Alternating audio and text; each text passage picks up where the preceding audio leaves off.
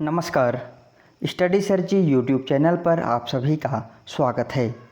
आज हम इस वीडियो में एनसीईआरटी की कक्षा 6ठी की हिंदी पाठ्य पूरक पुस्तक बाल राम कथा के 6ठे अध्याय दंडक वन में 10 वर्ष इस अध्याय के सारांश को पढ़ेंगे। इससे पहले हमने चित्रकूट में भरत इस अध्याय के सारांश को पढ़ा था, जिसमें हमने पढ़ा था कि भरत राम की खड़ाऊं लेकर अयोध्या वापस जा चुके हैं।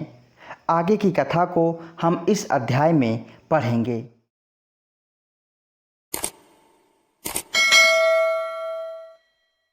तो आइए वीडियो शुरू करते हैं। भरत अपनी सेना तथा नगरवासियों के साथ अयोध्या लौट चुके थे। चित्रकूट अयोध्या से केवल 4 दिनों की दूरी पर था। लोगों का आना जाना लगा रहता था, इसलिए अब राम चित्रकूट से दूर जाना चाहते थे। तीनों वनवासी अत्रि मुनि से विदा लेकर चित्रकूट छोड़कर दंडक वन की ओर चल दिए। इस वन में राक्षस बहुत ज़्यादा रहते थे। राम को वन में देखकर मुनिगण बहुत ज़्यादा प्रसन्न हुए। मुनियों ने राम से कहा, आप मायावी राक्षसों से हमारी रक्षा कीजिए। ये राक्षस हमारे आश्रमों को अपवित्र करते हैं, परंतु सीता दैत्यों का अकारण वध नहीं चाहती थी। राम ने उन्हें समझाया कि राक्षसों का विनाश करना उचित है, क्योंकि वे ऋषि मुनियों को कष्ट पहुंचाते हैं और मैं उनको कष्ट में नहीं देख सकता। राम, लक्ष्मण और सीता 10 वर्षों तक स्थान बदल बदल कर दंडक वन में रहते रहे। क्षरभंग मुनि के आश्रम में तपस्वियों ने राक्षसों के अत्याचार के बारे में बताया। सुतीक्ष्ण मुनि ने राम को राक्षसों के अत्याचार की कहानी सुनाई और अगस्त्य मुनि से भेंट करने की सलाह दी। राम को गोदावरी नदी के तट पर जाने को कहा, जिसका नाम था पंचवटी। वनवास का बाकी समय उन लोगों ने पंचवटी में ही बिताया। तो आइए अब पंचवटी की कथा को समझते हैं। पंचवटी के मार्ग में राम को एक बहुत बड़ा गिद्ध मिला, जिसका नाम था जटायु। जटायु को देखकर सीता तो पहले घबरा गई। तब जटायु ने कहा, डरो मत पुत्री, मैं तुम्हारे पिता का मित्र हूँ। वन में मैं तुम्हारी सहायता करूँगा। राम जटायु को प्रणाम करके आगे बढ़ गए। पंचवटी में लक्ष्मण ने एक सुंदर सी कुटिया बनाई।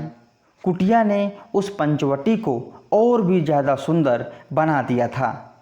इस बीच जो भी राक्षस आश्रम पर आक्रमण करने आते, राम उनका संहार कर देते थे। आगे हम कथा में पढ़ेंगे कि रावण की बहन शूर्पणखा जो कि पंचवटी में आई और उसके साथ क्या हुआ। एक दिन राम, लक्ष्मण और सीता कुटी के बाहर बैठकर प्राकृतिक सौंदर्य का आनंद ले रहे थे। तभी लंका के राजा रावण की बहन शूर्पणखा वहां आई। वह राम को देखकर उन पर मोहित हो गई। वह सुंदर स्त्री का रूप बनाकर राम से बोली, मैं आपसे विवाह करना चाहती हूँ।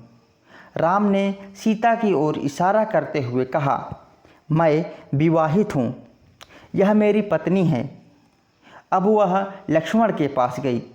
लक्ष्मण ने स्वयं को राम का दास बताकर उसे दोबारा राम के पास भेज दिया। वह कभी राम के पास जाती तो कभी लक्ष्मण के पास, जिसके कारण शूर्पणखा को क्रोध आ गया और वह सीता को मारने के लिए सीता पर झपटी।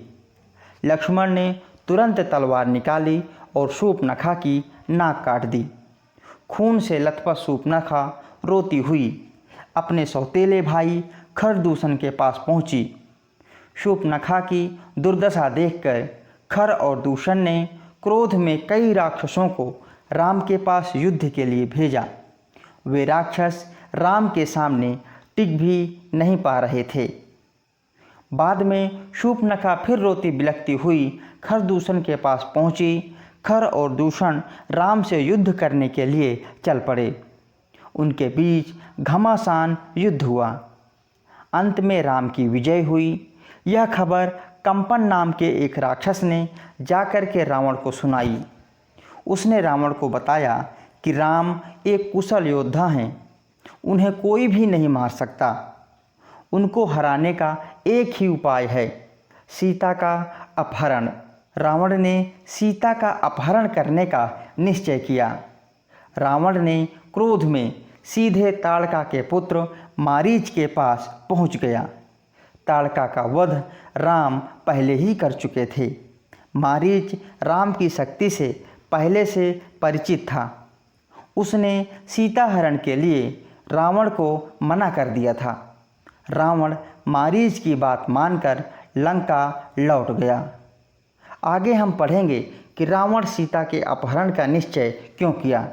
कुछ समय बाद शूर्पणखा रोती बिलखती हुई रावण के पास पहुंची और सारी घटना बताई।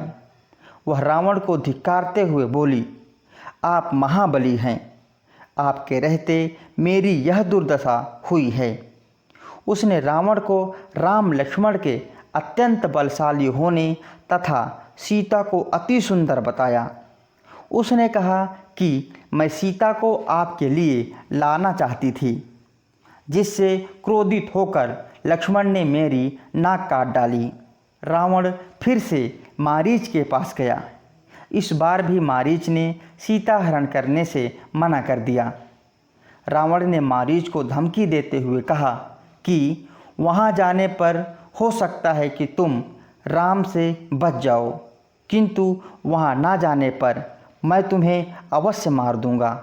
विवश होकर मारीच को रावण की बात माननी पड़ी। आगे मारीच और रावण सीता हरण की योजना बना करके कुटिया के पास पहुंचकर मायावी मारीच सोने का हिरण का रूप धारण करके आसपास घूमने लगा। उधर रावण तपस्वी का वेश धारण करके पेड़ की ओट में छिपा बैठा था।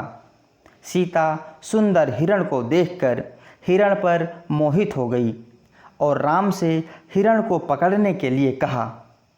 राम को हिरण पर संदेह था और लक्ष्मण को भी। वे सोचने लगे कि जंगल में सोने का हिरण कहाँ से आएगा। राम ने सोचा कि सीता ने आज तक वन में प्रवास के दौरान कभी भी कुछ नहीं मांगा। उनकी यह इच्छा अवश्य पूरी होनी चाहिए और सीता के आग्रह पर हिरण के पीछे चले गए। कुटी से निकलते समय राम ने लक्ष्मण से कहा कि तुम सीता की रक्षा करना और मेरे लौटने तक तुम यहीं रहना। लक्ष्मण ने सिर झुकाकर उनकी आज्ञा स्वीकार कर ली। तो इस प्रकार हमने दंडक वन में 10 वर्ष इस अध्याय के सारांश को पढ़ लिया है। आशा करता हूँ आपके लिए यह वीडियो मददगार साबित होगी। यदि अभी तक आपने हमारे चैनल को सब्सक्राइब नहीं किया है तो हमारे चैनल को अवश्य सब्सक्राइब करें। वीडियो देखने के लिए बहुत बहुत धन्यवाद।